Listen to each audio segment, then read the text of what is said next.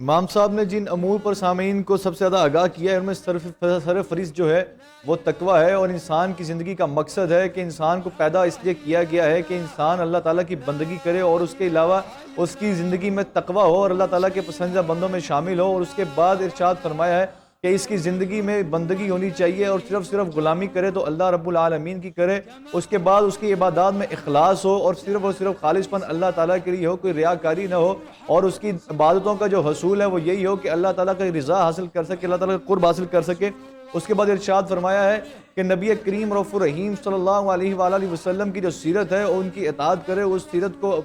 پر عمل پیرا ہو کر زندگی گزارنے کی کوشش کرے، یہی اس کے لیے فلاح اور کامیابی اور کامرانی ہے۔ جناب امام صاحب نے اللہ کی توحید کے بارے میں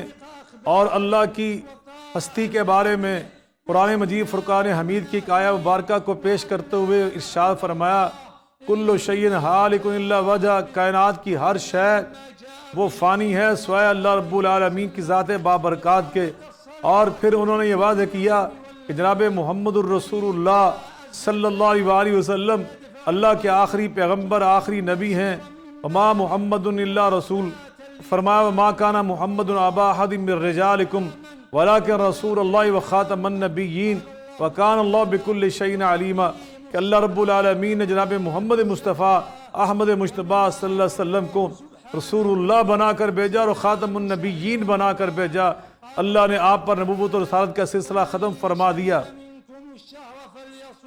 امام صاحب نے اہل اسلام کو ان کی مزید ذمہ داریوں سے آگاہ کرتے ہوئے کہا ہے کہ ساتھ ساتھ حقوق اللہ کو پورا کریں، اللہ تعالیٰ کی عبادات کو پورا کریں، اس کے ساتھ ساتھ حقوق العباد پر بھی گہرا اس کو غور کرنا چاہیے اور اس پر بھی عمل پیرا ہو کر زندگی گزارنی چاہیے۔ اور بتایا گیا کہ والدین کے حقوق کے بارے میں آگاہ کیا گیا، ہمسایوں کے حقوق، جتنے بھی حقوق العباد ہیں اس کے بارے میں بتایا گیا۔ اس کے بعد مزید فرمایا ہے کہ نمازوں کا قیام کریں، کیونکہ نماز وہی ہے جو فرق کرتی ہے مسلمان کے درمیان اور کافر کے درمیان، اور دین کا ستون ہے اور اللہ تعالیٰ سے ملاقات کا یہ موقع ہے۔ اور اس کے بعد فرمایا ہے کہ زکوٰۃ کی ادائیگی کریں، غریبوں مسکینوں کا خیال کریں اور ان کی زکوٰۃ کی ادائیگی جو آپ پر فرض ہے اس نصاب کو پورا کریں۔ امام صاحب نے ارکان اسلام کو بیان کرتے ہوئے ارشاد فرمایا کہ نبی کریم صلی اللہ علیہ وآلہ وسلم نے فرمایا اسلام کی پانچ بنیادیں ہیں، 5 اساس ہیں جن کو ادا کرنا ایک مسلمان کی ذمہ داری ہے اور ایمانی فریضہ ہے۔ سب سے پہلے اللہ کی وحدانیت، اللہ کی توحید کا اقرار اور اس کی شہادت، اور جناب محمد مصطفیٰ احمد مجتبیٰ صلی اللہ علیہ وسلم کی نبوت اور رسالت کی گواہی، اور نماز کا قائم کرنا، اور صحب استطاعت پر زکوٰۃ کا ادا کرنا، حج رمضان مبارک کے روزے رکھنا، اور صحب استطاعت پر زندگی میں ایک بار حج بیت اللہ ادا کرنا، اور اسی طرح تقدیر پر ایمان، جو بالقدر خیر ہی و شر ہی حدیث پاک پڑھ کر انہوں نے اس کے دونوں پہلوؤں پر ایمان لانے کی ہمیں تعلیم دی اور تلقین فرمائی کہ ایک مومن اللہ کی تقدیر پر ایمان رکھتا اور یقین رکھتا ہے۔ اس کے بعد انہوں نے فرمایا کہ ہر جگہ اللہ تعالیٰ ہی کی حاکمیت ہے، اور اس کے ساتھ ساتھ انہوں نے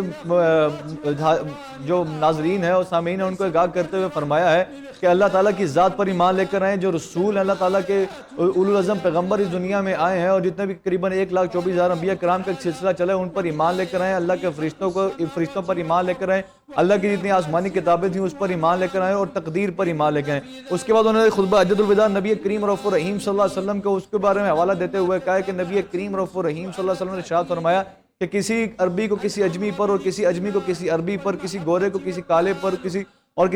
کالے کسی گورے پر کوئی فوقیت حاصل نہیں ہے، صرف اور صرف فوقیت ہے تو تقویٰ کی بنیاد پر ہے، نیکی کی بنیاد پر ہے، اور اللہ تعالیٰ کے قریبی سب سے زیادہ قریب وہ ہوگا جو تقویٰ میں اور نیکی میں سب سے زیادہ ہوگا۔ حضرت امام صاحب حافظہ اللہ تعالی نے امت مسلمہ کو اللہ کی رسی تھامنے اور اپنے صفوں میں اتحاد پیدا کرنے کی تاکید کی، اور قرآن مجید فرقان حمید کی اس آیہ مبارکہ کو پیش کیا، وَاعْتَصِمُوا بِحَبْلِ اللَّهِ جَمِيعًا وَلَا تَفَرَّقُوا، کہ اللہ کی رسی کو مضبوطی سے تھام لو اور تفریقوں میں نہ پڑو، اختلافات نہ کرو۔ اور انہوں نے ارشاد فرمایا کہ بے شک مسلمان مختلف رنگتوں میں، مختلف زبانوں میں اور مختلف تہذیبوں میں منقسم ہیں، لیکن یاد رکھیے یہ مختلف زبانیں، مختلف رنگتیں یہ اللہ کی قدرت کی نشانیوں میں سے ایک نشانی ہے۔ من آیاتہ خلق السماوات والارض واختلاف السنتکم والوانکم، تو فرمایا یہ تمہاری زبانوں کا مختلف ہونا، تمہاری رنگتوں کا مختلف ہونا، یہ اللہ کی قدرت کی نشانیوں میں سے ایک نشانی ہے۔ اتحاد امت کا بہت اعلیٰ حضرت امام صاحب حافظہ اللہ تعالیٰ درس دے رہے تھے کہ ربی کریم رؤوف الرحیم صلی اللہ علیہ وسلم کی حدیث بیان فرمائی کہ تم لوگ آپس میں ایک دوسرے کے دشمن تھے، لیکن اللہ تعالیٰ کی رحمت کے ساتھ تم لوگ بھائی بھائی بن گئے۔ قرآن مجید فرقان حمید کی آیت بھی ارشاد فرمائیے کہ واعتصموا بحبل اللہ جمیعا ولا تفرقوا، کہ تفرقے میں نہ پڑو اور اللہ کی رسی کو مضبوطی سے تھامے رکھو۔ اس کے ساتھ ساتھ اللہ تعالیٰ کے اور نبی کریم رؤوف الرحیم صلی اللہ علیہ وسلم کی احادیث پہ فوکس کرتے ہوئے انہوں نے بتایا ہے کہ اتحاد امت کتنا ضروری ہے۔